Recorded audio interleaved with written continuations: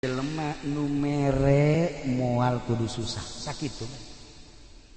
Jelema nu mere moal kudu susah tancepkeun ka jero hate, tanamkan di jero hate, lakeun di jero hate, jeung kudu daek bural beres salila hirup sebab ieu dunia teh bakal ditinggalkeun. Nu mere moal miskin, moal susah ku sebab mere eta beti guru kula dipraktekeun ku urang dinya boga seetik bikin Masya Allah muyah mayah berkah asal yakin modalnya yakin. Assalamualaikum warahmatullahi wabarakatuh.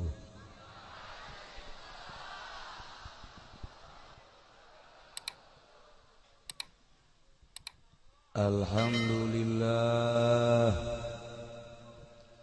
wassalatu wassalamu ala rasulillah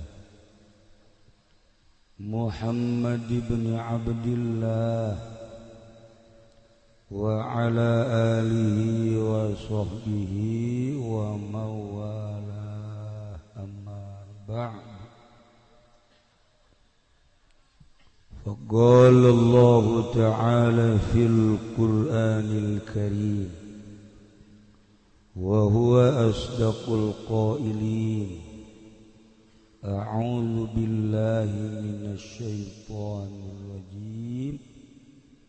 Wa dzakkir fa inna dzikra tanfa'ul mu'minin. Al-ayat. Langkung tipayun urang sami-sami nyanggakeun puja sinareng puji ka Gusti Allah anu Maha Suci,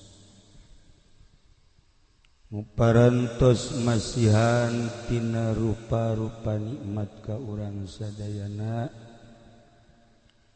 terutama nikmat anu kacida pisan ageungna nyaeta nikmat iman sinareng Islam. Shalawat sinareng salam mugia dilimpahkeun ka junjunan alam Kangjeng Nabi urang Kangjeng Nabi Muhammad sallallahu alaihi wasallam, katut ka para kaluargina oge ka para sahabat-sahabatna rauh para tabi'in atsbat tabi'in al-mukarramun para alimil ulama, para asatidz, para tokoh masyarakat, bil khusus kapun guru urang sadayana, kasepuhan urang sadayana, kersana ama di dieu urang doakeun mudah-mudahan mantena dipanjangkeun yuswana, dipasihan kakiatan ku Gusti Allah Subhanahu wa taala, biasa nyaangan ahli-ahli saantero nagara Banten. Oge kakersana Kiai Haji Daud, Kiai Haji Badru, Kiai Kiai anu sanesna anu alhamdulillah katingali ku simkuring ku urang sadayana nu sakitu seueurna. Urang doakeun mudah-mudahan para kiai dipasihan kakiatan, paranjangkeun yuswana, dibere ku Gusti Allah jala lembar, anu lain kiai mah ulah teu. Oge ka kiai anu ti Tangerang alhamdulillah aya Kiai Ato, aya Kiai Udi, Kiai Haji Hamid, terutama Kiai anu tos maklum di planet alhamdulillah di luar planet dunia terkenal sebab di kalangan setan terkenal.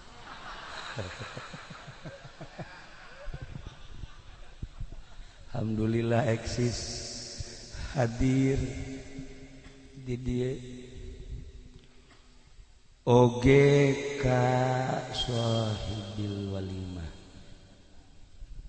guru simkuring rerencangan simkuring sekaligus murid simkuring kumaha cenah ngitungna teh sih. Kiai Haji Jamaluddin urang doakeun serta keluarga Kiai Haji Asep sadayana we mudah-mudahan aya dina tangtayungan Gusti Allah Subhanahu wa taala.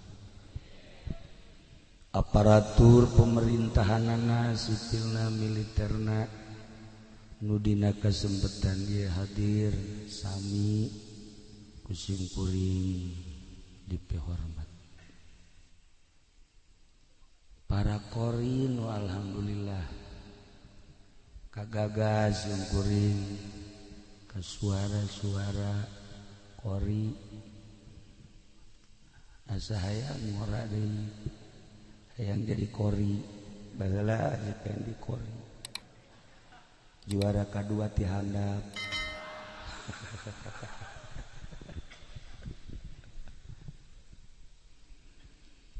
Kalayan inayah ti Gusti Allah alhamdulillah khususna sim kuring umumna urang sadayana dina wengi ieu tos aya catetanana kedah kempel di dieu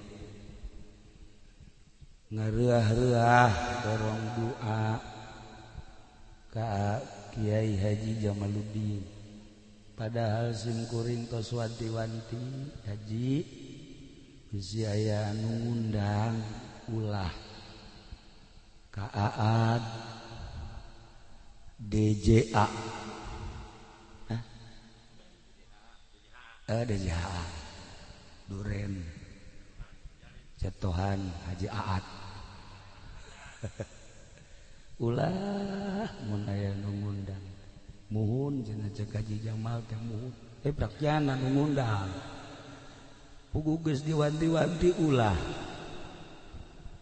tapi nyana ngundang kekeh supaya hadir jangjina mah asal datang bae tapi ieu haju ngaji di dieu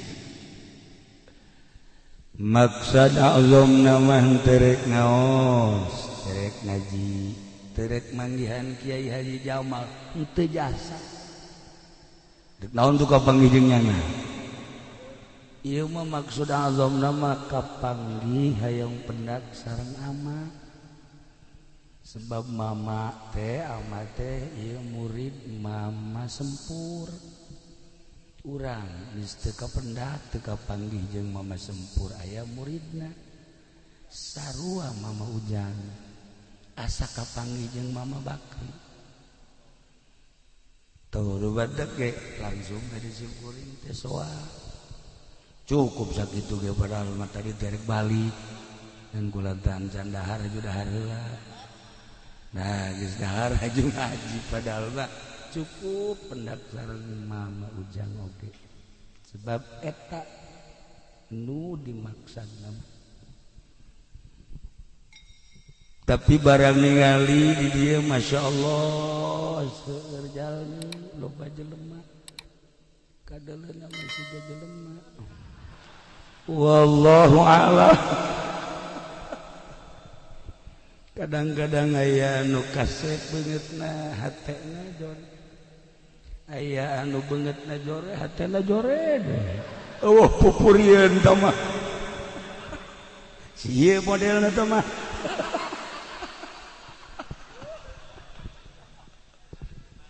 aya nu kasep hatena kasep gelis hatena gelis ngan hese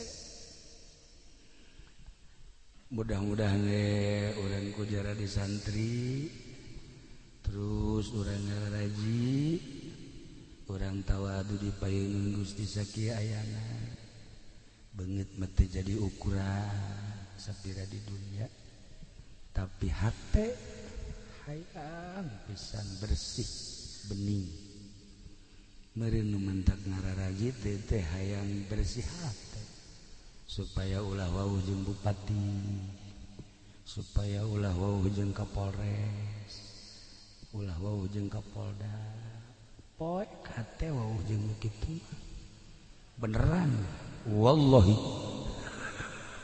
besi pajar itu beneran harinya nama wau ka urang eueuh masalah yang penting mere duit tuh siapa kan tungtuna jore kan bupati wa pemerintah wau jeung urang presiden sekalipun eueuh masalah tapi urang ulah wau jeung manehanana daya jipendi mah sabalikna bupati teu wauheun nya nu ngangsong-ngangsong mentak tadi ge siga jelema padahal juri kan nu jelas balas tutung di dunia mah sarua pada manusia nu jadi pejabat pedagang, petani, kiai, santri ujung-ujung nama hayang menang ridho Allah subhanahu wa ta'ala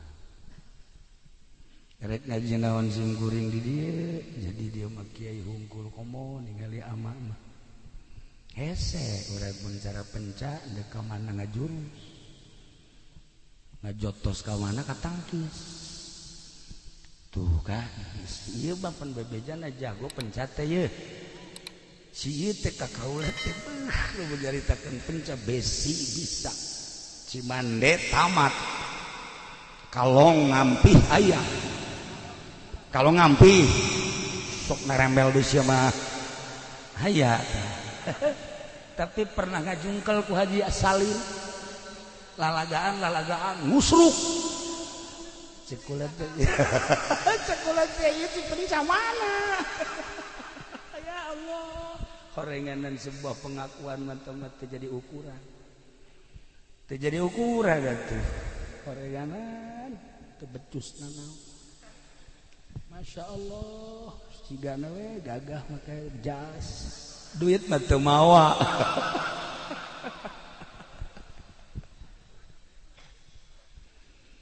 para jamaah kaum muslimin wal muslimat rahimakumullah dunia teh aya 5 benua Asia, Amerika, Eropa, Australia gede di tengah-tengah dunia teh aya Indonesia Masya Allah terkenal ke mancanegara di Indonesia teh aya Pulau Jawa di Pulau Jawa teh aya Banten di Banten teh aya Pandeglang beuh mantep ternyata Pandeglang teh lain sekedar tenar di Indonesia di Belanda teh tenar di Perancis tenar di Inggris tenar pokoknya masyhur urang Pandeglang teh maling tenar bisaan orang Pandeglang maling naon cenah kiai maling daging aya mencit kebo urang Pandeglang makan terkenal nu mencit kebo di Mekah teh nu mencit munding mencit sapi urang Pandeglang urang Arab ge bingung nu kuduna 2 kintal kok jadi sakintal eta lah hebatna urang Pandeglang Masya Allah maling ge ka Mekah di Mekah ge maling terus upahana Masya Allah ditanya kunaon sia maling teh udah deket Baitullah babari istighfar tolong meureun ya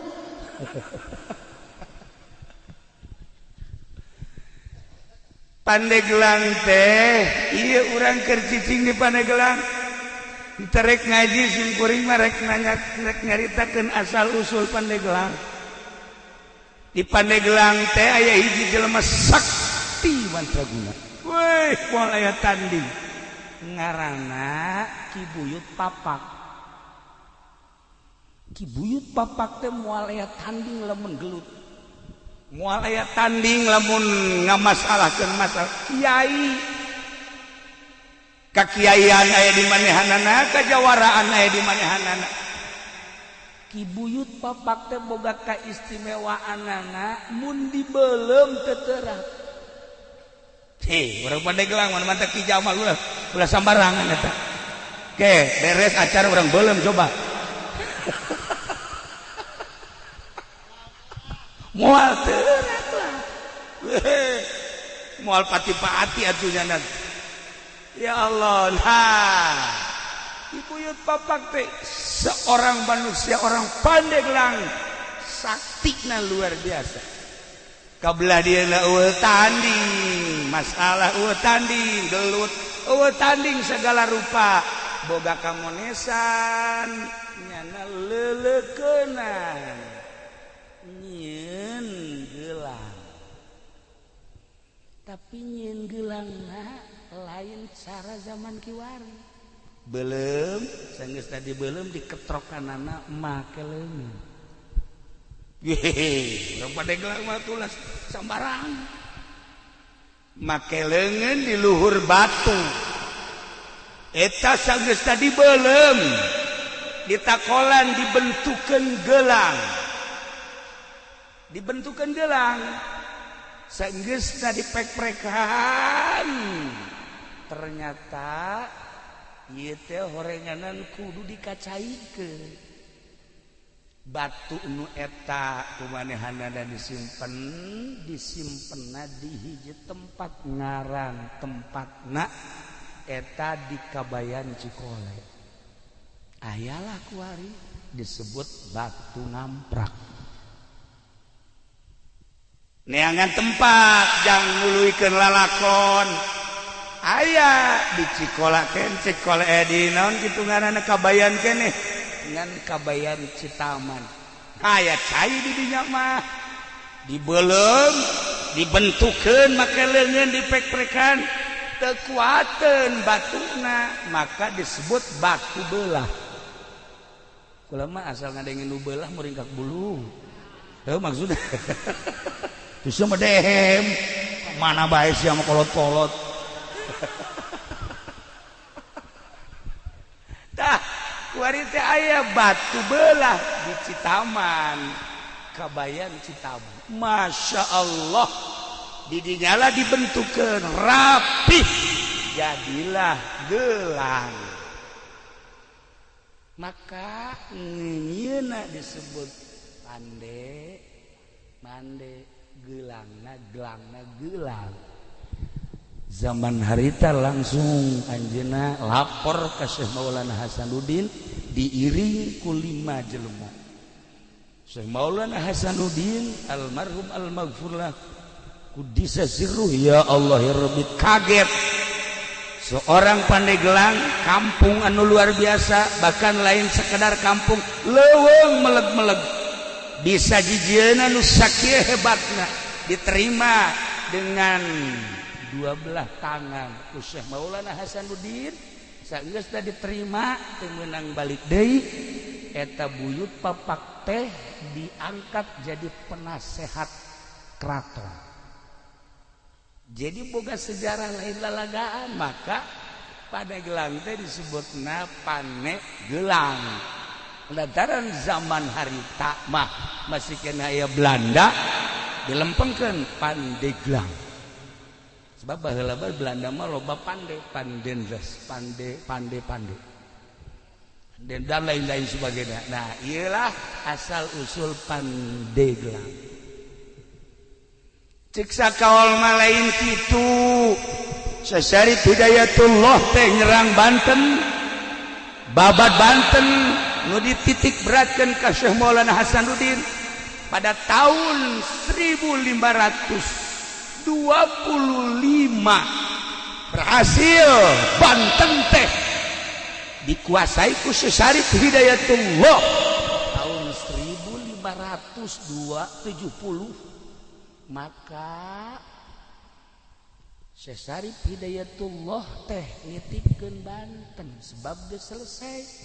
Kaselesaiana saur Sasarit Hidayatullah alhamdulillah Banten geus jadi milik urang. terus sampaikan ke Lampung belah dituna Brebes Tegal lain letik-letik Keraton Banten teh di Brebes di Tegal belah dituna Lampung. Masya Allah Pajajaran teh ieu teh beunang ku Banten. Maka cek Syarif Hidayatullah ieu ngaranna Peni Gelang. Peni teh nyambung gelang teh gelang nyambung gelang bahasa kinayah. Maksudnya nyambunglah perpolitikan, nyambunglah perekonomian, dibangunlah ku Syarif Hidayatullah perpolitikan atas nama Banten jeung perekonomianana. Maka Banten teh boga Pandeglang lain letik-letik sejarah. Hebat Pandeglang teh, teman-teman bangga orang jadi orang Pandeglang. Boga sejarah dibaca lain sekedar ku orang Serang, lain sekedar ku orang Banten, dibaca di Belanda, dibaca di Jerman, dibaca di Perancis, dibaca di Inggris. Pandeglang teh sejarah internasional dengan nama Pandeglang seperti itu. Wah, Pandeglang. Tapi cekaruhna lain kitu Pandeglang teh. Pandeglang teh sawarehna nyebutkeun ieu teh maksudna dedeleuan anu jelas. Bahasa dedeleuan anu jelas teh negla. Di Pandeglang teh aya hiji lembur ngaranna eta Sang Hyang Herang. Sang Hyang Herang kudu ka amat menyebutkeun nanya bangsa ke modal kos kitu momal nyaho cenah teh. Di mana lembur Sang Hyang Herang teh? Di dinya teh aya batu, daerahna rada pasir. Di mana? Herang. Sang Hyang Herang. Itu nyaho jepes ya. Itu sejarah sih bakal ditembak orang Prancis ya. Di mana? Sang Hyang Herang didinya teh rada pasir, didinya aya batu gede, batu teh diesian ku 4 jelema, juruna teh lamun urang kadinya negla katempo ke arah utara, ke arah barat, ke arah selatan, timur, maka disebutna negla. Siapa lamun hayang negla dedeleuan tah ka Sang Hyang Herang. Luar biasa. Maka kolot nyebutna tuh di Paneglaan. Mun hayang ngeuleuh ka mana-mana tuh Paneglaan. Nah eta teh bahasa karuhun. Sang Hyang Herangna bahasa karuhun, peninggalan karuhun. Haju bahasana ge tuh Paneglaan cekaruhun. Geus Paneglaan teh dilempengkeun jadi Pandeglang. Tilu sia mangajina. Masyaallah nyoret bener atuh. Tuh kan, iyalah Pandeglang, Masya Allah. Iya sejarah lain sekadar dibaca di Indonesia, tapi dunia, Masya Allah. Masih kayaknya ya riwayat-riwayat tentang wajah tasmiyah Pandeglang. Cuman nu dua deui dianggap dhaif, nu tilu eta mah utama.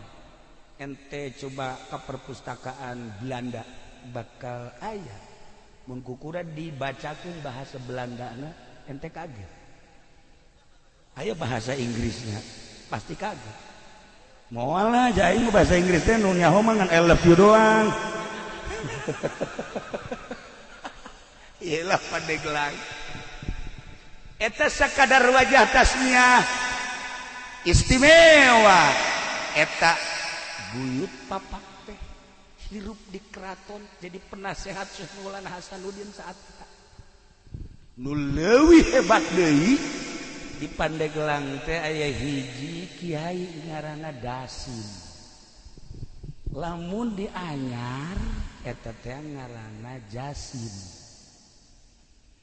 Baheula teh Anyar teh lain Anyar, eta teh Sudi Mampir. Baheula teh disebutna Anyar teh Sudi Mampir. Ketika Herman Danles ngebangun jalan disebut Anyar Panarukan, setelah selesai jalan urang dinya teh nyebutna anyar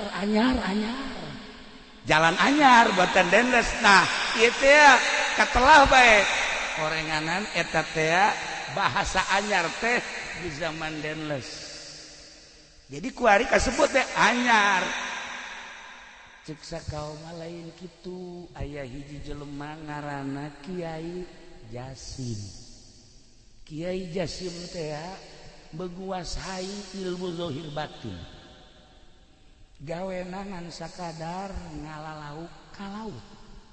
Boga guru mursyid sageusna meniti dengan sulukna jadilah manehana seorang manusia nu berderajat. Hiji titip guru mursyidna ngan sakieu hiji doang cek guru mursyidna jelema nu mere moal kudu susah sakitu jelema nu mere moal kudu susah tancepkeun ka jero hate tanamkan di jero hate lakeun di jero hate jeung kudu daek bura beres salila hirup sebab ieu dunia teh bakal ditinggalkeun. Geus lamun ku urang dibikeunan engke bakal kapagih jaga di akhirat. Nya cak guruna teh jelema anu mere moal jadi susah, moal susah ku mere. Akhirna manehanana ibadah dianyar keur carita anyar heula. Ibadahna nya nama lain sekedar di darat. Di mana-mana beres ngaji ka laut. Di laut jangkar dikahandapkeun mancing ongkoh ngajaring ongkoh tapi sholat dia di luhur parahu terus bae. Jasim luar biasa. Lamun urang nyaritakeun sholat di parahu aya nu masantren cara urang kieu teu kaget aya modal ieu. Endek kumaha coba sholat di parahu ayo. Ya di darat ge carang. Ngomong di parahu. Nah iya di parahu ge salat bae ya Allah ya Rabbi mancing dengan sakadar zahirna we hungkul mancing rek meunang rek henteu ngan lamun bener-bener teu meunang di akhirnya ngadoa ya Allah ya Rabbi ulah datang ka abdi poos ieu balik teh hiji dua mah bere ya abdi jasana jang abdi jang fakir miskin lauk nonjol sorangan mancing merek menang rek henteu sebab nyanana salat di luhur parahu tapi rek balik lauk nu mana bae hayang diala hayang dibawa sebab lauk eta kan boga aambeula saha ieu nu mancing saha ieu nu di luhur parahu pasti ieu aing teh digunakeun mangfaat disodakohkeun didahar ku balerea haju dipake ibadah lauk ge hayangin kula kamari mancing jeung ieu ye. Ya beneran ieu alal hak mancing. Masya Allah barang mancing mulung gede. Sageus meunang suraknya ragag deui. Lauk emas anu kira-kira 5 kilo teh ragag deui. Nya kieu bae. Nanya ka kaula, "Kiai kok ragag deui?" Atuh lauk teh boga aambean, tolol. Atuh nyahoun nya ge. Aduh, kesambarangan lauk teh waliullah mah lamun mancing lauk rabeng solihin lamun ka laut lauk teh hayang dibawa. Ai si ieu mah lauk nu geus aya ge gocobok indih. Ya Allah ya Rabbi kuna asna-asna teh ngirup ngaji. Sholawat atuh maca sholawat. Tailah karena Jasim satu ketika di Jasim asal maghrib memeh maghrib keluar dina laut maksudna geussan mancingna sebabnya jadi imam maghrib satu ketika ieu aya angin henteu bisa mendarat di laut bae Masya Allah Gusti abdi teh imam di masjid teh di darat teh lamun eueuh abdi meureun jelema teh paburia ya Allah ya Rabb sementara angin terus bae niup teu bisa mendarat terserah Gusti abdi mah sebab abdi mah ieu teh diparentah ku Gusti ka modelanana Ki Jasim di masjid ngimaman aya di laut aya deuh urang bisa kitu nyandung urang geus ya pokona mah moal kanyahoan ku nu kolot di nu kolot aya di nu gora terus haja Agus teh kula minta jampena kae heula Gus tenang lah nu kos gitu mau malah diturunkeun ya iya Jasim luar biasa Jasim Masya Allah. Nah satu ketika anjeunna ngadenge di darat teh budak leutik cerik aya tiluna nu cerik teh ditanya emakna di ieu kunaon budak carerik hampura Pak Jasim kunaon ti kamari budak ieu lapar candahan Masya Allah atuh lain bebeja cek manehanna lauk anu menang di laut langsung dibikin kabeh kena di dahar bahkan manehana nama nitip di besi aya jelema-jelema nu kalaparan anu hese dahar bebeja ka kaula insyaallah kukula dibantu percis ku siapa kita mah kitu mun aya anu cerik bebeja ka kula asal nu cerikna umur 17 tahun cewek deui bengkol bae jelema heran aing mah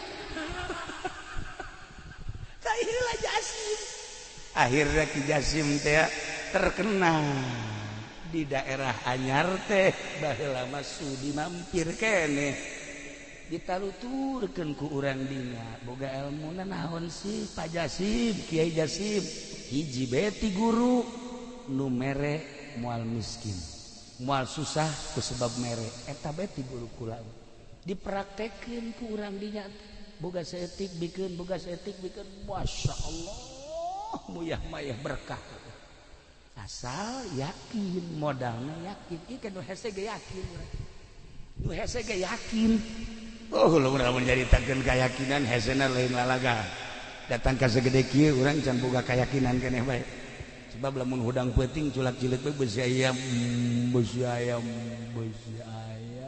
momonon si aya pocong eta karana teu boga keyakinan kos kitu tah ya urang mah kana rezeki bae hampir teu yakin padahal Allah ngajelaskeun dina Al-Qur'an tapi teu daek yakin masih kene meronta kene tah ieu lah Jasim ditaluturkeun ku urang dinya berarti ngamuridkeun ilmu nu dipraktekeunana jelema mere moal miskin nu mere moal susah sakitu bae akhirna muridna loba geus loba muridna nyana ka Mekah berangkat balik ke Mekah Masya Allah ingin masjid di Anyar tah masjid nu pertama ngabangun di Anyar eta ngaranna Jasim mantak besi aya jalan Haji Jasim kuari geus apal dong besi ente ka Anyar ieu teh aya jalan Buyut Jasim eta manehanana nah eta Jasim teh ya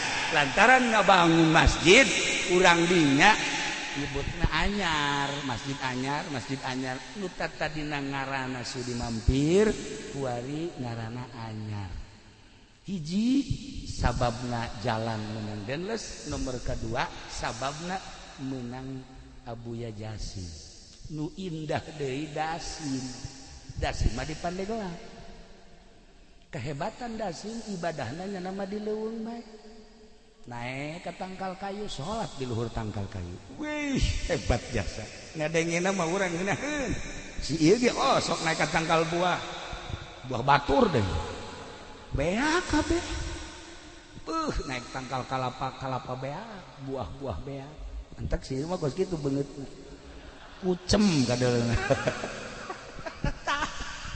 ieu Dasim istimewa ibadahna zahiran wa batinan mantak di Pandeglang mah istimewa sebenarnya mah Kiai Zohir Ambalaya Kiai Batin ge loba Kiai Zohiron wa Batinan Ambalaya Pandeglang baheula mah urang Tangerang urang Bogor urang Sukabumi urang Cianjur masantren teh lamun encan ka Pandeglang can anggus sebab di Pandeglang mah loba ulama Zohir Batin pokona hebat bae Ki Dasim mah sebab manehana mah nyandung opat lamun ka mamana ieu pamajikanana ngabring opat 3.000 dana mah bageur lamun nu ieu ngalahirkeun ditungguan ku nu tiluan lamun anu kadua ngalahirkeun nu tiluan ieu nungguan ngaropean Masya Allah mang nyangukeun mang nyesehkeun dongengna bae urang resep kitu teh bisa mantep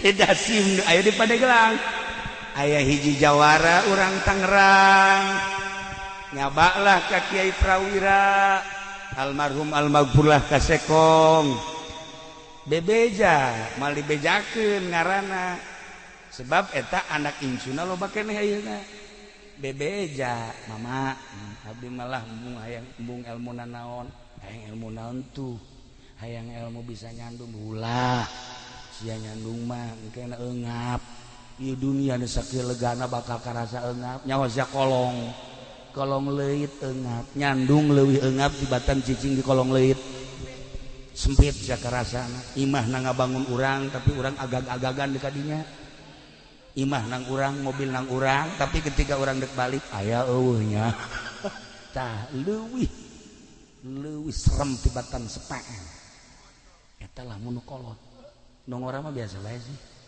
indah bae tah maung leuwih tibatan maung nu kolot lamun geus manyun bae ge waduh sareuda komo lamun geus jebris waduh jantung murang cak mama prawira ulah lah mun bisa mah ulah jantung teh kula mah ya yang nyandung menta jampena dibere kieu jampena nya ieu dengekeun ku kabehan lamun urang ngala wudu ti zuhur wuduna eta kudu ditandean dina ember asar tandean dina ember cek mama prawira magrib isya subuh nah, serius haju lamun haju aya kalapeh hejo papas luhur jeung handapna bolongan saeutik setengahna inum ku urang setengahna deui cokot tacai ti ember anu meunang wudu tadi hijikeun ka dinya haju tutupan bacaan ku maneh engke inumkeun ka pamajikan maneh ngan babacaanana moal dibikeun sakitu atuh sia nyarandung kabeh ieu nu bahayana ya sia medit-medit mun kitu boga duit nyandung tah ieu mah moal dibikeun ieu carita mama prawira we akhirna dibacaan bener saenggeus dibacaan inumkeun sesana kalapana ieu pendem hareupeun lawang saha lawang imah urang geus insyaallah dilaksanakeun jampena dong nu moal dibikeun tah eta alhamdulillah nu kolot nu ngora kabeh opatana namun ka mamana ngabri akur istimewa we pokona Masya Allah ka mamana ya Allah bajuna akur sagalan akur cilok marara sama sakali eta jampe ti mama prawira banjurna luar biasa nah eta ngara barang ditanyakeun mama eta Siti saha jampe ti mama Dasim baheula di Pandeglang teh aya ngaran Ki Dasim kiai zohiron wa batinan ibadahna lain dihandap di luhur tangkal kayu ge salat bae iyalah Dasim jadi boga sejarah lamun di Anyar ngaranna Jasim lamun di Pandeglang ngaranna Ki Dasim kiai kabeh badak lamun urang nyaritakeun seputar Banten kabeh ge boga sejarah Baros seorang nama manusia intelek ngaranna DJ Baros anu ngasahkeun keratonan Banten setelah babat Banten teh anu ngasahkeunana DJ Baros teh ngaran jelema ya aat badinya dagang can nyahonan naon Baros tuh kan istimewa nah iyalah seputar ngaran-ngaranna lamun ku urang ditataan kabeh ge aya wajah tasnya Labuan, Anyar, Caringin, terus Karang Bolong, eta teh aya titi mangsana nu mantak di ngaranan eta teh. Pandeglang, Serang, termasuk Banten mah geus kacerun ka aun-aun ka koncara ka mana-mana ka beja ka unggal negara. Harapal kabeh tentang Banten mah. Nah, ieu Pandeglang teh heula. Ieu teh julukanana nu asli nama Kota Wali. Baheula sempet di zaman Belanda teh disebutna Kota Wali teh. Kabelah dieuna diganti Kota Santri. Kabelah dieuna diganti Serambi Mekah zaman Pak Harto. Kabelah dieuna kuari. Masya Allah, segala rupa aya di Pandeglang. Segala rupa aya di Pandeglang geus pokona mah hese nyaritakeunana. Begal urang Pandeglang. kamalian orang Pandeglang tukang nyandung teu bener orang Pandeglang segala rupa orang Pandeglang bae geus anu katangkep di Mekah teh mukimin orang Pandeglang wahara tapi ulana leu kituna sejarah kiai-kiai jebolan Pandeglang Masya Allah mantak urang bangga di Pandeglang aya Ki Bustomi aya Abu Yacidahu kuari senyit ilmu pasir Mama Ujang di dieu deuk ka mana di neangan ilmu teu kudu jauh-jauh beakeun ta ilmu Mama Ujang ujianana moal beak datang ka irah gitu tuh Mama gitu kan ilmu pasir ente mun hayang zuhud ka ditu kalau urang ka ditu belajar ka ditu ulah dahar ulah nginumna saeutik bae si ieu sapoe kuat dua poe 3 poe geus kieu bae tah iya mabok zuhud cenah ya Allah ya Rabbi udah gue tinggal bangga na bae ngadenge Masya Allah kuat amat itu hebat amat kiai anu hebat amat dan mantap kula mah tanpa sepengetahuan kiai-kiai anu bersangkutan kula mah penting sok doakeun kemudian dihadiahan nu nyaho ka bege nu mantap cara rintaheun sebab kulana sok kirim Fatihah ka ieu ge sok ila hadatir ruhi fendi al-Fatihah geus we gitu asa geus paeh tapi gitulah para jamaah kaum muslimin wal muslimat rahimakumullah keistimewaan kidasin teh lain sakadar nyandung tetapi nyana horenganan seorang bengkong nu mantap di Pandeglang mah ilmu bengkong teh aya loba tuh pengkong lamun di Garut bengkong lamun di urang pengkong lamun ieu mah pengkor beda setik lah tak eta teh keistimewaan kidasim teh bisa nyepitan bisa nyundatanana babacaanana tuh baheula kula boga babaturan diturus eta teh almarhum Kiai Haji Hasim kabelah diana bareng jeung kaula di Garut Kiai Haji Tatang eta ilmu pengkong nama aya tadi dia diturus tah bahkan loba nu ngaralep tapi kidasim mah nya nama kidasim lamun nyaba aju aya budak hayang disudatan kadieu dicekal doang kitu make ieu doang simpreng beres make curug doang simpreng beres langsung hebat tak kidasim dakwah teh lain sakadar ngaji lain sakadar ilmu batin kajandung nyandung punyana didakwahkeun encan sampurna lalaki lamun can nyandung sakitu kapan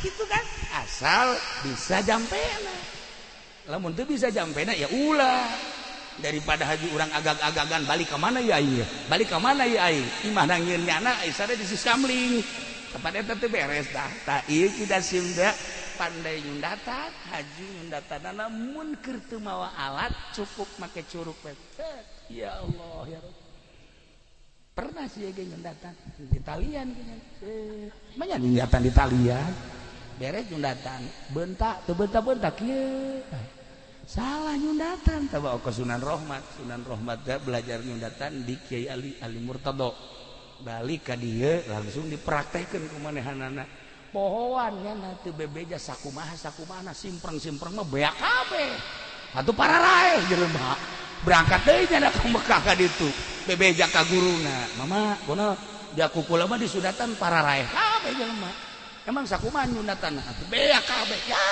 atuh manajang pamajikanana cesakeun saeutik atuh tah dipraktekeun tah ieu Sunan Rohmat Godog etalah anu pertama meraktekeun nyundatan yakni bengkong hasil daripada belajar ti Kiai Ali Murtado Mekah. Nah di dia dilanjutkan ku kidasim. Jadi kidasim teh boga sejarah hiji ibadahna lain di masjid lain di musola di luhur tangkal kayu ge terus bae ibadah. Nomor kedua pamajikanana opat tilok ribut.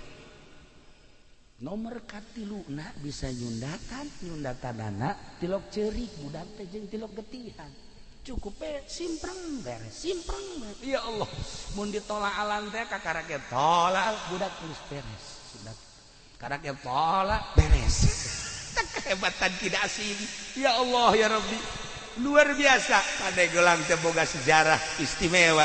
Lamun urang nyaritakeun ahli batin di Pandeglang, almarhum Abah kula sok dongeng ketika masantren di Prakiwai Kiprewira sok milu sekong sok milu jamiahan Kaki Abdul Halim sok tukang mawa kitabna kitab Mama Sekong eta teh nu diajina mah Jamul Jawame beja cak Abah teh kos kitu jadi berarti lain sambarangan tah Ki Abdul Halim memang kumaha Ki Abdul Halim mah teu kukubah ngan sakadar hebat mamanehanana pernah satu ketika nyana lempang di jalan kereta tasbehna murag di jalan kereta eta kereta nguik-nguik kan teu bisa maju aya tasbehnya na wing wing wing eta masinis kaget ieu aya naon ieu teu bisa maju barang ditempo aya tasbeh sieun kabeh nyekel tasbeh eta sieun nyekel tasbeh barang ditingali tuh nuanian itu tasbeh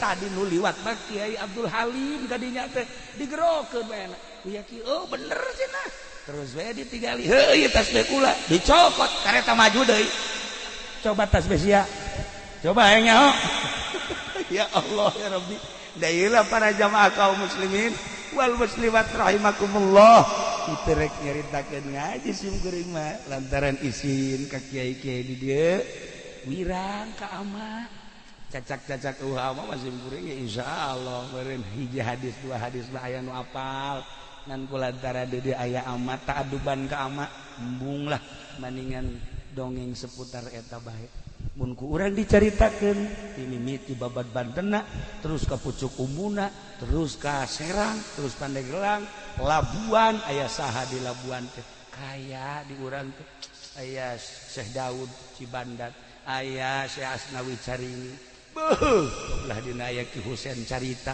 geus puguh di Bantenna aya Syekh Maulana Hasanuddin aya Syekh Yusuf ya Allah ya Rabbi kabelah dina aya Ki Abdul Halim aya Mama Armin Cibuntu Kiai Prawira beuh pohara jasa disusul kuno kamari ieu urang apal Abuya Cidahu Abuya Bustomi jeung saantero-saantero urang nyaritakeun baros nyaritakeun Pandeglang mah kaya santri kaya ustad kaya beunghar kiai Kiai Zohir jeung Kiai Batik teu kudu ka mana ngaji teh cukup di Pandeglang bae teangan diragi kiai anu berpolitik aya kiai nu tasawuf aya kiai anu macam-macam ente deuk neangan kiai teu kudu ka Jawa Tengah Jawa Timur cukup deuk belajar politik aya di Pandeglang Banten dek belajar ekonomi kiai anu dagang ambal ayah geus teh nyaho kaler kidul haram halal geus teh kiai eta teh ambal ayah bari bantu masa kiai boga showroom kiai boga showroom HP showroom mobil pada teh urusanna jeung bang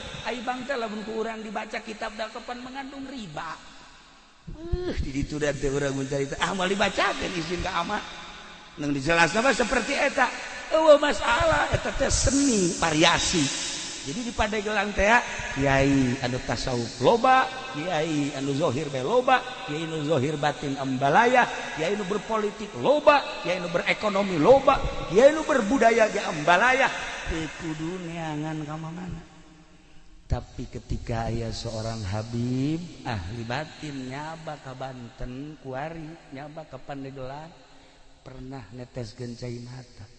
Sebab naon? Sebab nyana bisa ngobrol jeung laut ketika nyana ngobrol jeung cai laut ceurik nyana sebab ieu laut teu katahan deuk naik ka dieu Gunung Karang hampir-hampir cak Habib ahli batin nu kukula kuari karandapan Habib teh hiji Habib Lutfi dua Habib Umar tilu Habib Japat Habib Sehan tetep bangsa Habib-habib nu waduh aredan edan Allah dari sieu mah edan jahe kolot-kolot geus tahu diri mah tuh Masya Allah itu beda jauh tuh orang ngobrol seetik ka mana apalin hate urang katebakeun Masya Allah kadang muringkak bulu dah tapi aya satu kebanggaan Masya Allah indah jasa urang mun kapanggih jeung Habib-habib nu model kos kitu ngarasa handap diri urang ketika urang amprok jeung Habib begitu.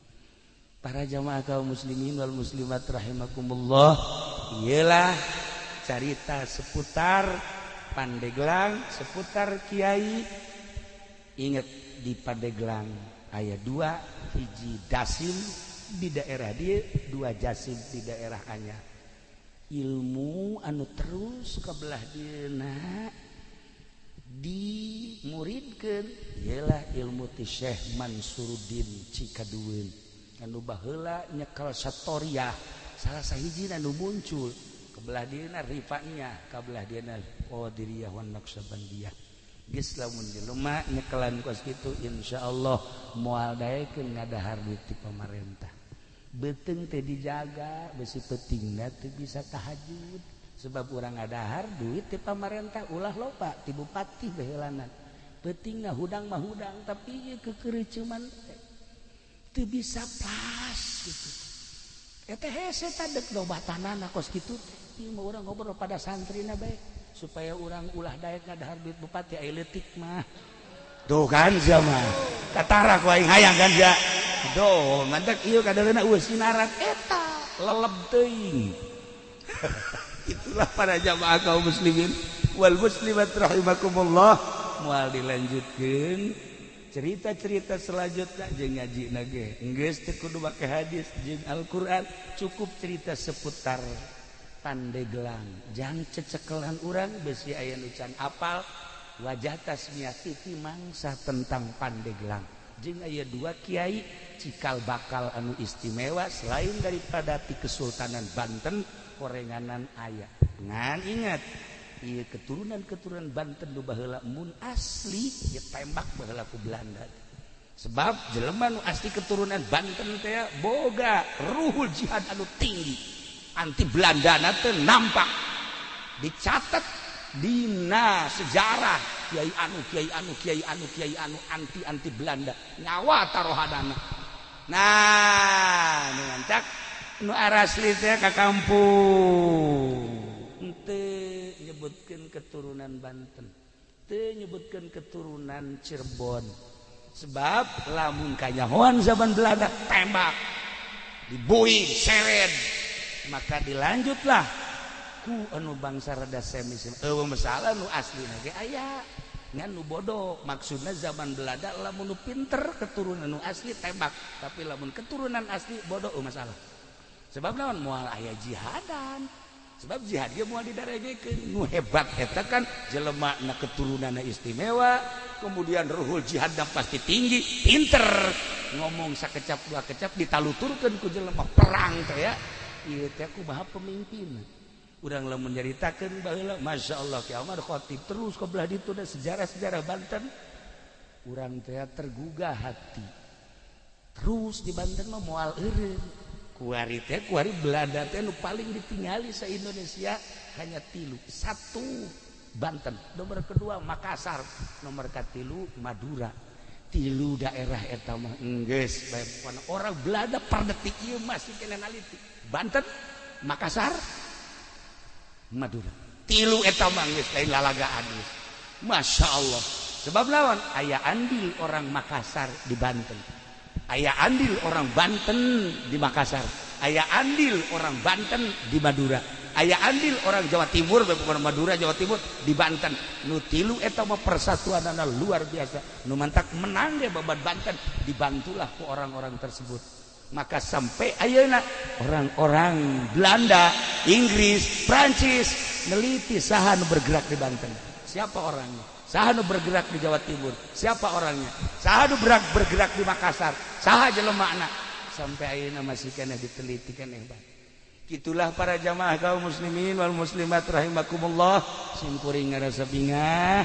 biasanya baka dieu ngarehara ilqaul surur ka rerencangan simkuring ieu teh sebab Kiai Haji Jamal sok datang dari itu malam Salasa ngobrol-obrol di ditu teh ai pas ka dieu kula mikiran eta si lamun balik sedeket eureun ngaji teh jam 12 atau jam 1 eta mun balik ka dieu jam sabaraha eta di Jamal eta moal bisa sosonoan meureun malam Salasa mah tah ieu lah para jamaah jadi artinya jadi akrab lah teu aya jarak antara simkuring jeung Ki Jamal Kiai Asep baheula rakana kan nya disengiring ke Baghdad ke mana alhamdulillah lumantak hubungan Cilongok jeung Solok Jengkol ieu ge Solok Jengkol ge aya catatanana nu mantak disebut Solok Jengkol teh aya wajah tasmiahan pohoan tadi teu kabahas tapi geus penting teu kudu aya kunaon nu mantak disebut ieu kampung Solok Jengkol aya lah ya para jamaah kaum muslimin wal muslimat rahimakumullah perkampung-perkampungna ieu teh aya menang Belanda baheula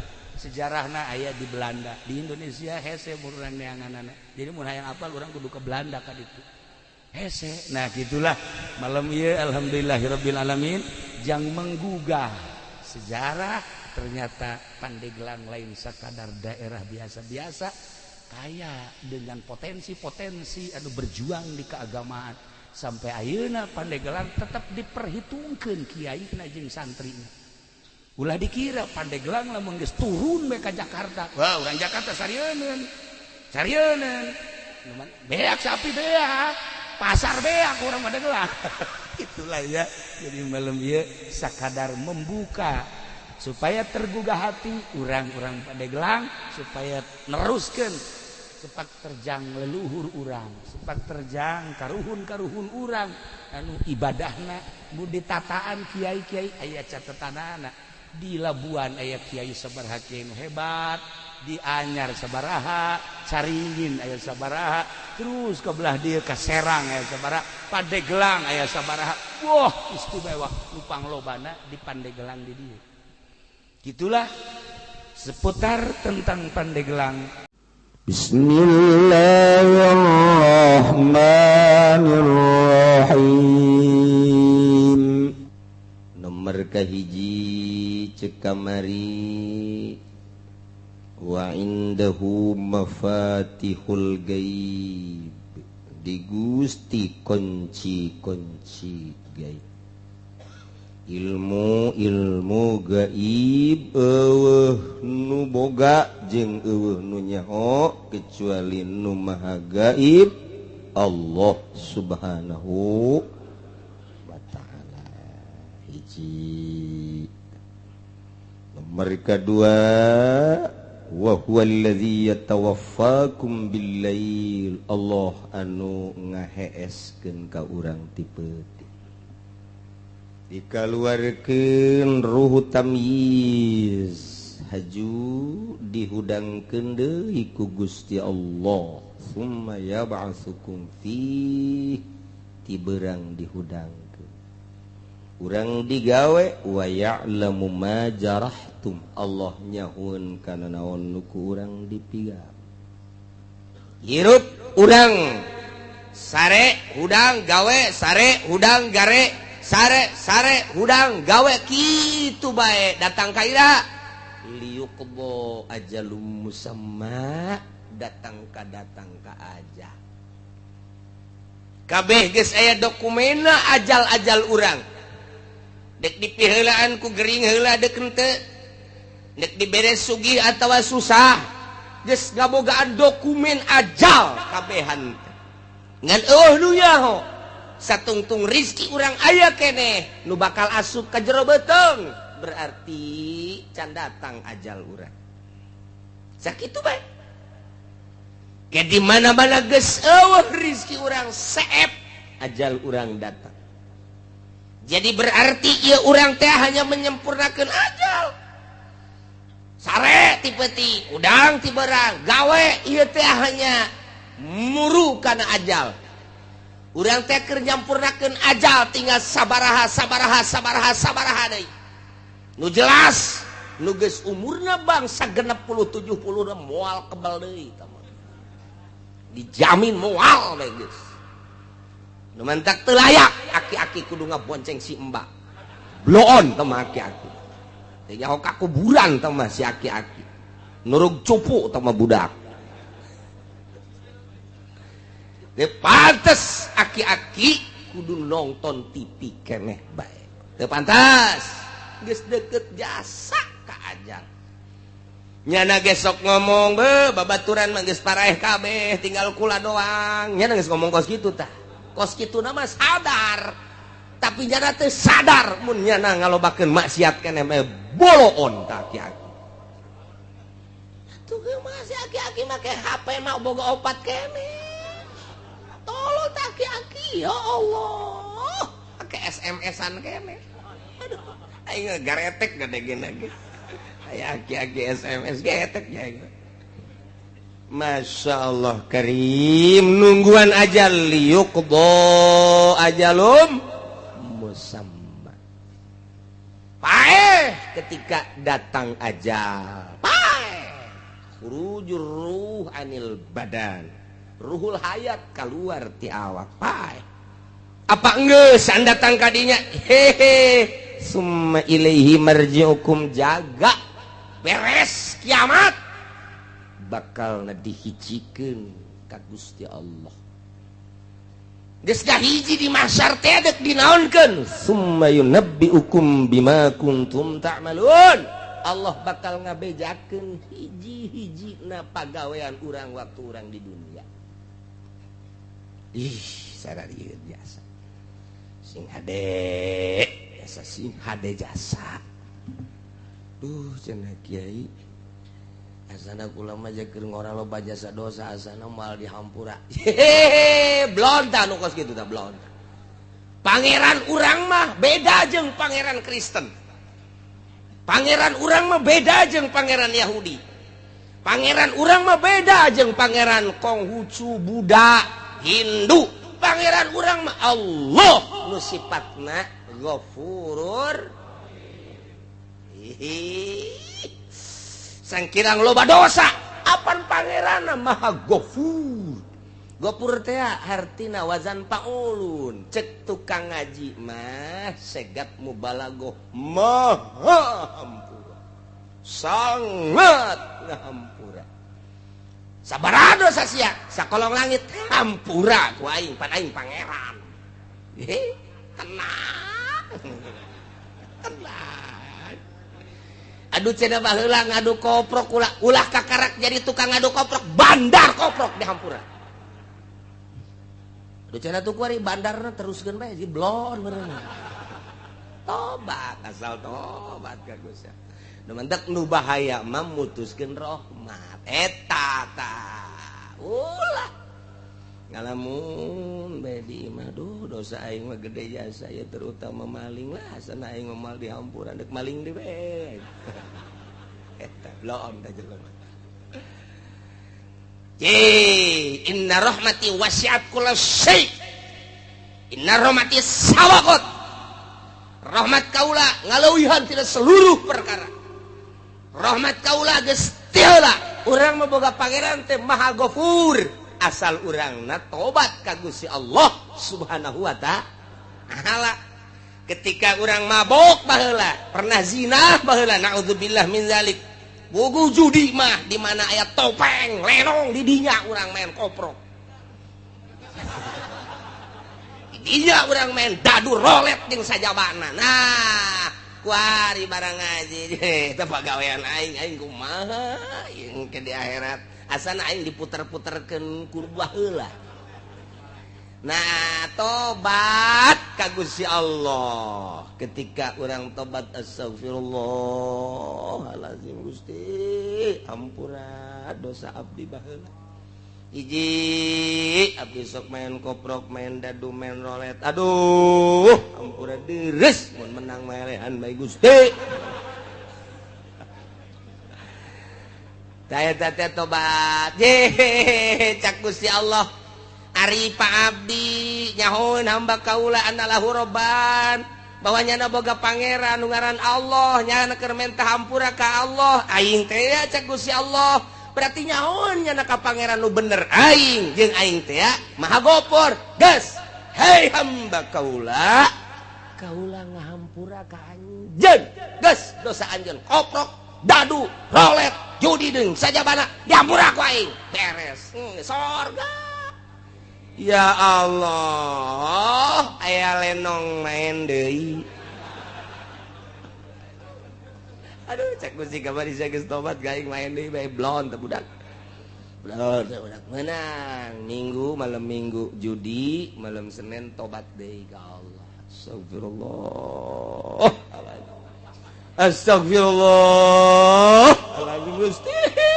oh nyahoeun nyana boga pangeran nyana ngaranna Allah sok ngahampura kuari sia keur menta hampura kae dihampura kuari geus salamet malam kemis judi deui aduh cek malaikat kamari judi kuari tobat mari deui judi tobat deui tetep aing memang tugas nulisan bae nulisan bae nya mah tetep bae 10 kali maksiat 10 kali tobat dihampura bae Gusti Allah mah 100 kali maksiat 100 kali tobat dihampura bae ku Gusti Allah mah beda jeung ka urang boga salah kaki jahit minta hampura dihampura ku ulah deui nya 2 kali nyeun sia kabari nyeun salah kuari salah deui bae hampura deui kudu hampura geus awas tah nista maja tinggal hiji deui sia awas ya geus maja sia ieu kadituna tinggal ka mana eta tas maja aduh barang geus nyieun salah deui ka 3 kali gas indet sia angkat kaki sia di imah aing boro-boro ka batur ka anake indit sia di imah aing tak ada ampun bagimu wah pohara gas aya teh hayang ngadenge jeung teh neuleus sia gurat batu datang ka detik ya indet sia eueuh hampura urang mah kos kitu sebab ku nafsu ka Allah mah lain urang geus bobolokot ku mabok ku zina baheula keur digawe di pabrik sok nyokotan sapatu sabelah oh sabelah panai 2 mah gede sabelah mah diasupkeun ka dieu teu gajahoan isuk aya kaberan kencak kabeh nyokotna teu bisa dipake ya Allah tobat ka Gusti tobat dihampura jadi urang boga pangeranana Ghafurur alhamdulillahirabbil asal tobatna beneran taubatan nasuha tubu ilallahi taubatan nasuha maka syarat hiji nadam kaduhu nomor kedua ikhlas nyabut tina maksiatna nomor katilu azam alla yauda ngazam moal balik deui salamet geus mendak lamun teh kitu disebut tobat sambal seha mal deui aduh lada jasa isukan aya jengkol ngora sikat deui tobat sambal ngaranna kos awewe ngalahirkeun ngomong deui aduh ngomong deui geuning biasa menang 40 pe huhahehe melendung deui tobat sambal lu kos gitu kan aduh masyaallah dihitung-hitung teh geus 14 ana eleh kotok ngileungleup tuh masalah sih katerusanana ieu wa huwal qahiru fawqa ibadihi wa yursilu alaikum hafazah berarti Gusti Allah teh maha luar biasa lantaran ilmu gaib aya di Gusti Allah kuncina eueuh saurang-urang acan nu nyaho nu ngaheeskeun Gusti Allah anu ngahudangkeun Gusti Allah nu ngalempangkeun digawe Gusti Allah kemudian paeh terakhir ge nu ngamaehkeunana Gusti Allah deuk saha deui atuh nu leuwih ti Gusti Allah jamual aya nu mantak wa huwa Gusti Allah teh al-qahir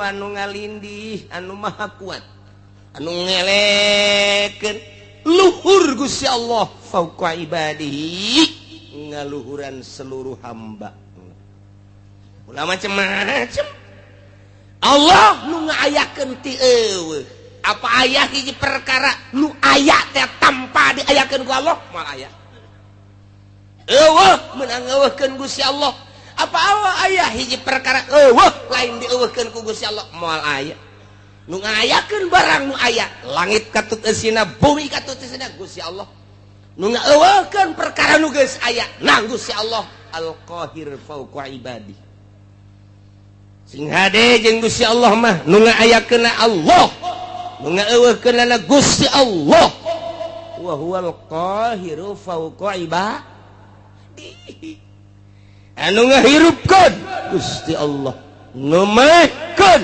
Gusti Allah, nyehatkeun Gusti Allah, ngageringkeun Gusti Allah, nyugihkeun Gusti Allah, nyusahkeun Gusti Allah, makirkeun ngamiskinkeun menang Gusti Allah. Kabeh eueuh nu kaluar ti Gusti Allah, wa huwal qahiru fawqa ibad. Apa aya nu lain nang Gusti Allah? Eueuh. Cenah dokter nu nyehatkeun, dokter lagi modal. Ulah waka kabatur sia dokter sia bae heulanan, leg-legan Gusti obat, teh modar-modar keneh bae. Nang Allah berarti ulah dikira urang berobat ke dokter, namun urang itibat nang dokter kudu maca 2 kalimat syahadat sing hade nu nyugikeun cenah bos urang, bos lagi kadang-kadang susah deui teu saeutik nu kamari ieu sugih ku ari susah embungeun jana susah cak Gusti Allah susah sia susah bae.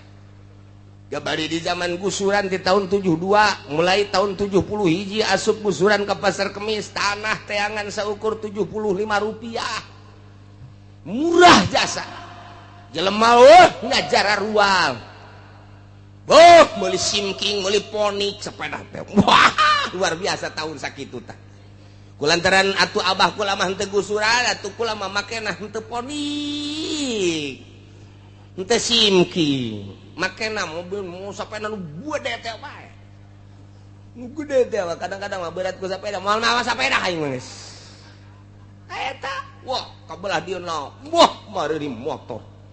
Belah dieuna makin naik harga tanah, meuli mobil. Oi, belah dieuna pisan. Di tahun 80 ka dieu, wah eta luar biasa jelema ngajualan tanah. Meuli angkot aya nu 30 aya nu 20 hirup keneh nu kamari boga angkot 40 ku ari teu boga sapeda aja moal dibejakeun jelema ge aya ku ari di dieu tadi ge sasalaman jeung kura iya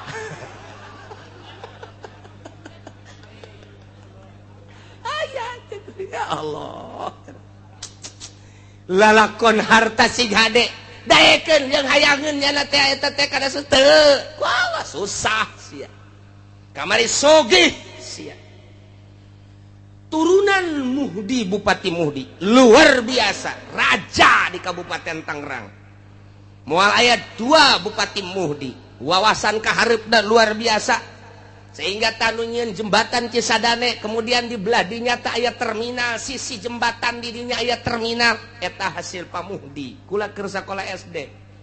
Begitu datang gubernur Jakarta dicacat ku gubernur. Cak gubernur teh ya, Pak Muhdi pikirannya terlalu pendek. Ini paling 10 tahun. Kita berwawasan harus 50 tahun ke depan. 10 tahun penuh ini di sini. Jangan di sini cak Leli buat terminalnya. Walaupun enak sekarang 10 tahun bener baik. Nah iyalah gubernur Jakarta sekarang. Ali Sadikin. Oh, ulah naik jeung sia mah.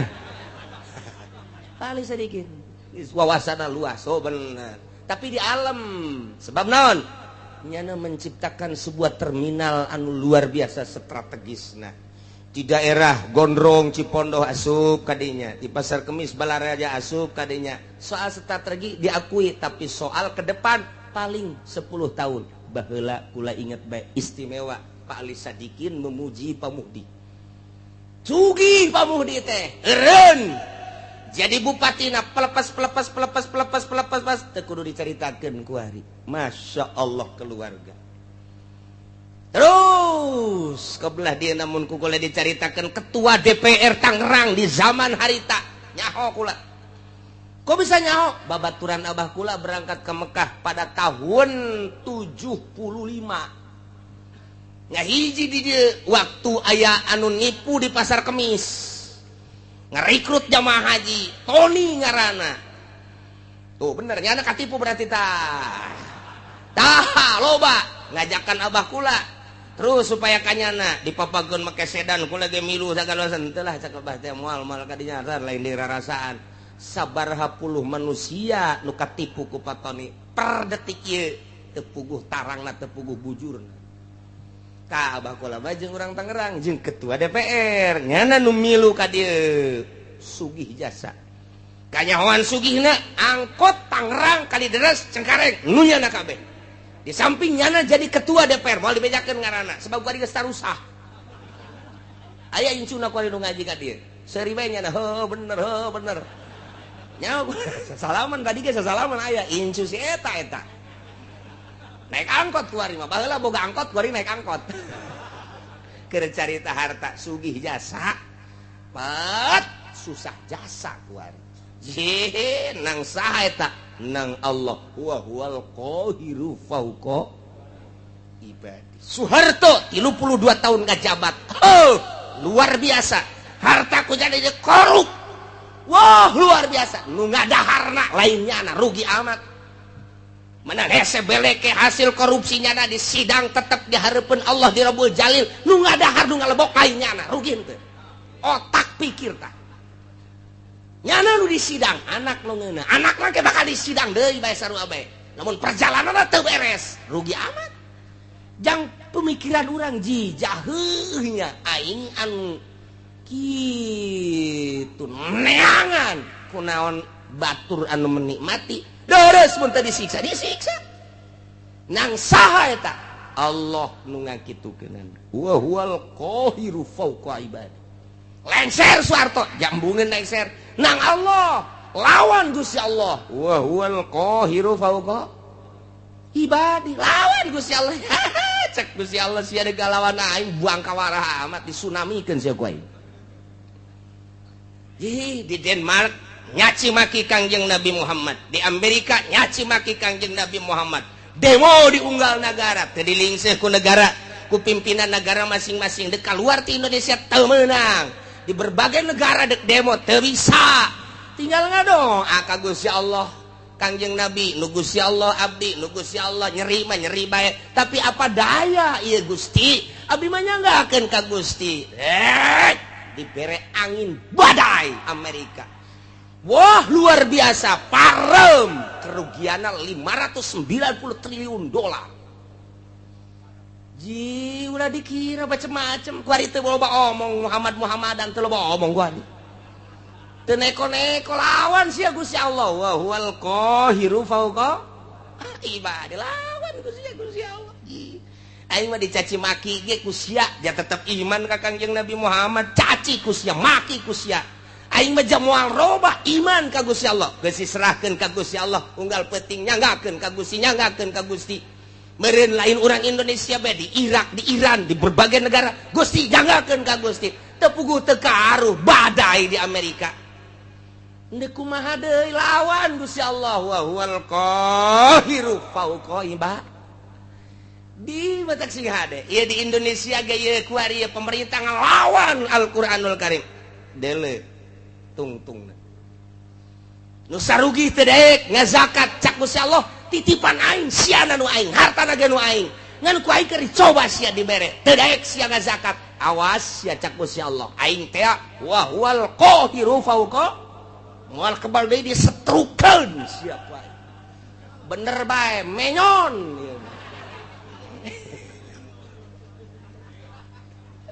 nu menyon ka katuhu nu menyon ka kenca nu leumpangna ingkleug-ingkleugan janu sugih eta teh ku sebab teu daek zakat rasakeun sia Allah ma wa huwal qahiru fauqa ibadi wali Allah ma asal geus teu daya teu upaya geus ngadoa ajang bangsa jeung umat nyanggakeun ka Gusti jadeg ngalawan kumaha tuh dek ngalawan kumaha aja bejana asal ngalawan rantai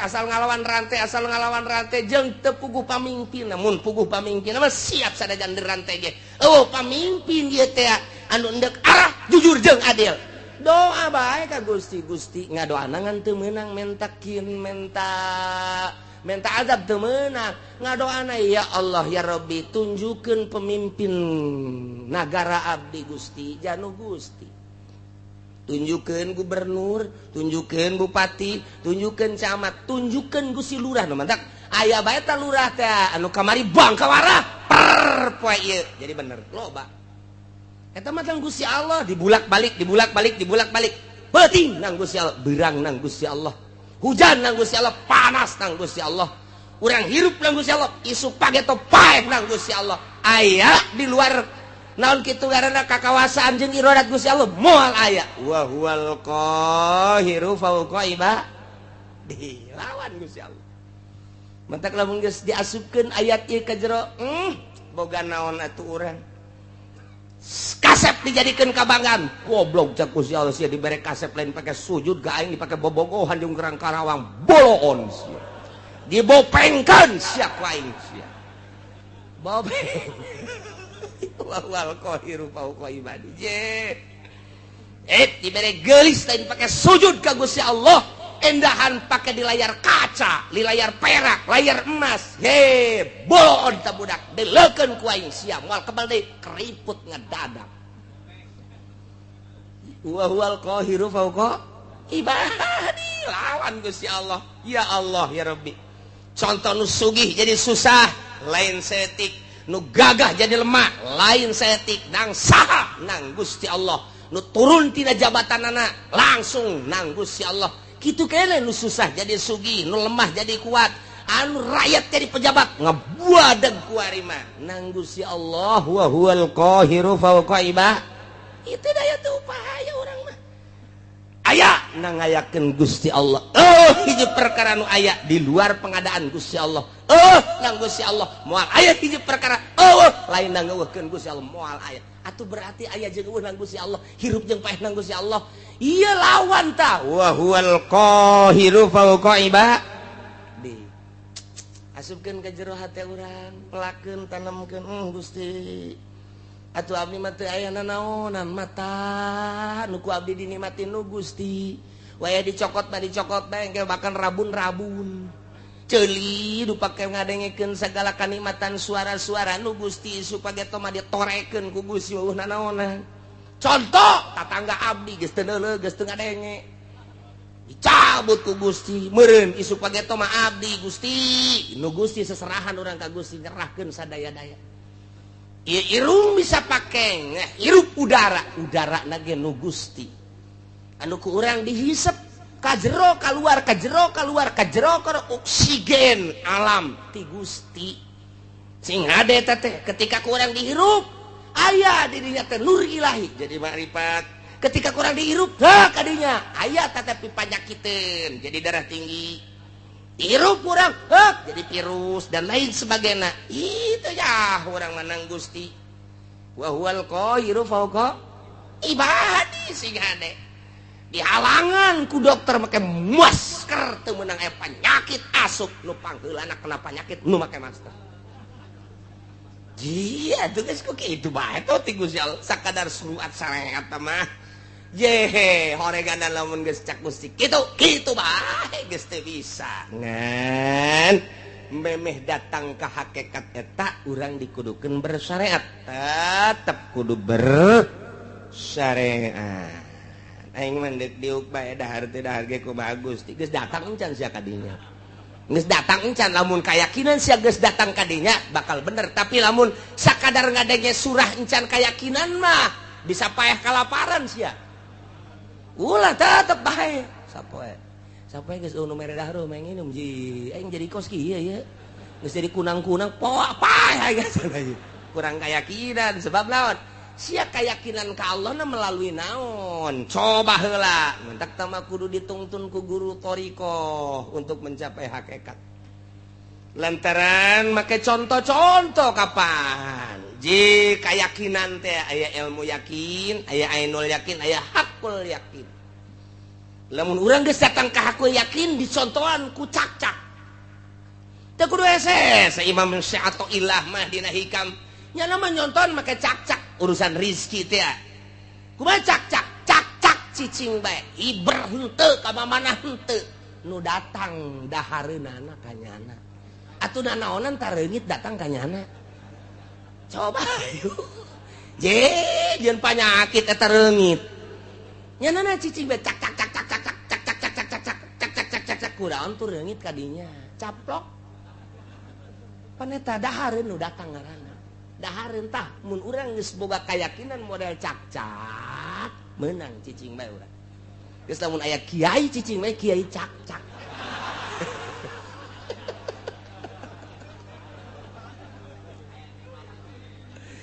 manuk onam cek sehat ilah manuk onam nyana ayah hibranti sayangna merendah kene sanajan nyana teh berangkat himason tagdu himason taruh bitonan nyana inditi sayangna keleh beteng sore datang ye gendut betengna teu pernah kadenge manuk boga pabrik teu pernah kadenge manuk boga perusahaan sugan supermarket Indomaret dan lain sebagainya tapi nyana indit ti imana hiber sore anakna kaparaban nyanana gendut ngan eta make usaha kene nu leuwih hebat cak nyana mah asal keluar bae tadi paratok teh huluna cek cek cek cek cek cek cek cek cek cek cek cek cek cek kadang-kadang kupu-kupu nu gede ge kadahar bae bloon jak teu kupu-kupu deuk naon tuh kadinya ya nang saha eta ngatur nang Gusti Allah wa huwal qahiru fauqa ibadihi gua rendut eta cak-cak pohara jasa lempang teu daun henteu dahareun udah ratangna atuh berarti urang mah ieu bloon eleh ku manuk eleh ku cacak make jeung gelut sagala urang mah neangan sesuap nasi make jeung teu salat sagala neangan sesuap nasi eleh ku cacak eta cakang cek cek cek cek cek kadengena doang kurang padahal mah Allah Allah Allah Allah Allah Allah Allah Allah Allah Allah Allah Allah Allah Allah Allah ji kadengena ku urang cek cek cek cek cek cek cek cek cek cek lamun urang dibere kaberenehan sieun ka cak-cak sebab nyana teh muji Allah Allah Allah Allah Allah Allah Allah urang lamun keur hees kieu aya cak-cak aju urang dibere kaberenehan Allah Allah Allah sial nyinggung aing sial sia Allah Allahan aing kerek bloon sia bisa dipaehan ku urang cak-cak tak eta kitu teh eleh ku cak-cak urang waduh sia atuh ilah mah geus pohar jasa hese urang nyaritakeun ilmu hakikat lamun eueuh sia atuh ilah hese tah dibere contoh ku Syekh Athaillah teh datang henteu sia kayakinan sia kadinya datang ka manuk maka ikhtiar kene ngan sakikituna datang ka cak-cak geus ikhtiar sama sekali urang datang ka mana kudu aya nu nungtun mimiti ngaji heula supaya aya ilmu geus aya ilmu ngaranna ilmu yakin ye bener ye naik dilaksanakeun supaya datang ka ainul yakin sageus datang ka ainul yakin dibere deui hak jadi hakul yakin geus datang ka hakikat di dinya nikmat hirup bus datang ka dinya lawan Gusti Allah wa huwal qahiru fauqa ibadih Gusti Allah mah nu maha ngalindih nu maha gagah saluhureun manusia saluhureun hamba di antara keistimewaan jeung kagagahan Gusti Allah teh wa yursilu alaikum hafadzah Gusti Allah ngutuskeun urang kabehan ka malaikat hafadzah malaikat hafadzah teh malaikatun tusi amalakum malaikat anu tukang ngitungan jeung nuliskeun kana amal-amal urang likulli insanin malakani tiap manusia aya dua malaikat malakun an yamini hiji malaikat dikatuhun wa malakun an shimalihi kadua malaikat dikencaeun sing yakin sing hade aya dua malaikat posisina cek sakaol mah di dieu malaikat teh cek sakaol mah di dieu di bibir katuhu urang ditungtung bibir kenca urang cek sakaol mah nyana teh dipundakeun urang eta mangan sakadar caritaan-caritaan beuki ka jero nu jelas aya dua malaikat yakinkeun deuk di mana bae posisina hiji katuhu nu hiji dikenca nu belah katuhu teh ieu nyana tukang nyatetan anu bararagus faida amilah hasanatan katabaha sahibul yamin di mana orang berlaku baik ditulis ku malaikat nu aya di katuhun urang salat urang puasa urang zakat urang ngaji urang sedekah anu kanyahoan amal urang mah kanyahoan kabeh ke ku malaikat moal aya anu kaliwat kecuali nu aya di kolbu urang malaikat ge teu nyahoeun pokona mancak di dieuna ge pancak di dieuna tah malaikatun tusi amalakum pagawean berarti pagawean zahir dicatat kabeh jang diangsongkeun engke ka Gusti Allah do bakal ditimbang teh ya catatan amal urang engke bakal timbang catatan amal urangna ngejedog di dinya di mana-mana beramal goreng wa idza amila sayiatan qala sahibul yamin li sahibis shimal di mana-mana urang sebagai manusia ngalaksanakeun kagorengan cek malaikat nu katuhu bebe jaka malaikat anu kenca isbir ulah waka dicatet heulana ulah waka cek malaikat nu kenca pannyana ieu geus maksiat heula la'allahu yatubu minha sugan bae nyana tobat geus ulah waka dicatet karunya engke di akhiratna masya Allah wah rajas ketika beramal bagus langsung catet tapi ketika beramal goreng malaikat nu katuhu nganasehatan isbir ulah waka catet ulah waka cak nu kenca padi geus beramal goreng nyana heula la'allahu yatubu boting tobat ke abeh ulah aya catetanana geus tunggu aya Ki Haji ngebonceng si Mbak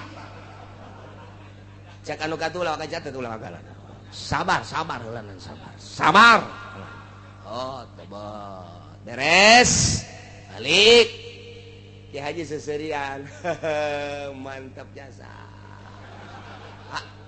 terus sabar apa ya sampai sapeting sampai sapeting nyana teh masih seserian kan we kakarak cek nu kencak mah ya catet atuh geus ku situ mah catet tapi lamun berangnya ngabonceng Simba ngabonceng Lampung putih gede adat penting natas kisah Gusti aduh renganan eta lain mah rom Gusti haram nyana nyekelan kacangkeng abdi aju ku abdi direm susuna karasa katonggong aduh eta jahenya gede cenjekna susuna sotobat Gusti ka Gusti moal deui teu dicatet kumaha teh cenah cak nu kenca teh geus tobat geus boleh catet lamun datang ka isuk deui nyana teh datang ka perlakuan nyana datang ka ngalakukeun can tobat ya catat masya Allah mantap sing ade dua malaikat na ieulah wa yursilu alaikum hafazah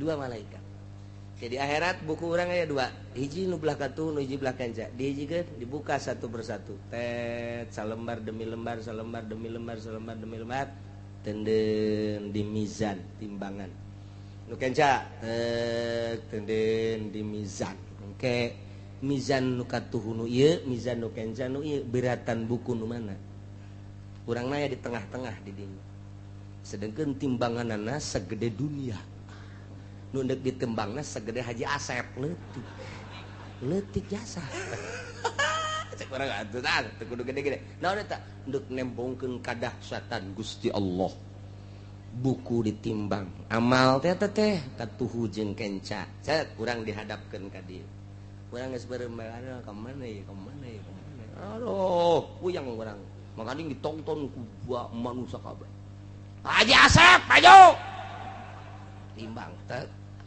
cak Haji aing kumaha ieu lalakon koteng masih kena oyak-oyagan tah jelema ge mah nuluku nu kiceup-kiceup ngenca